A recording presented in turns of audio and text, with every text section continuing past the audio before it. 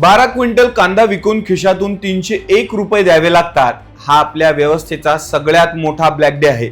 बीडच्या एका शेतकऱ्याची झालेली ही क्रूर थट्टा आज संपूर्ण देशाच्या डोळ्यात पाणी आणतीये. नमस्कार, मी अजिंक्य आणि तुम्ही पाहताय RRC न्यूज. वडवणीच्या गणेश तोडेकर यांनी पिकवलेला 12 क्विंटल कांदा सोलापूर मार्केटमध्ये आणला. भाव मिळाला 1468 रुपये आणि खर्च झाला 1769 रुपये. म्हणजे पदरचे 301 रुपये देऊन हा शेतकरी राजा रिकाम्या हाताने घरी परतला. आता यामागचं मुख्य कारण आहे का?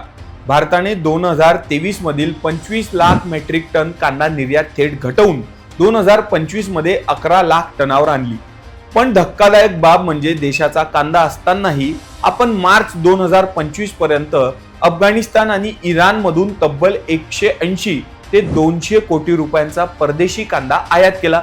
म्हणजे स्वतःचा निर्यात करायचा नाही आणि बाहेरचा देशात आणायचा. या चुकीच्या आयात निर्यात धोरणांमुळे आज आपल्या शेतकऱ्याच्या कांद्याला कवडीमोल भाव मिळतोय. हा व्हिडिओ इतका शेअर करा की हा प्रश्न थेट दिल्लीपर्यंत पोहोचला पाहिजे. अशाच अपडेटसाठी पाहत रहा RRC न्यूज आणि फॉलो करा सिटी न्यूजच्या पेजला. धन्यवाद.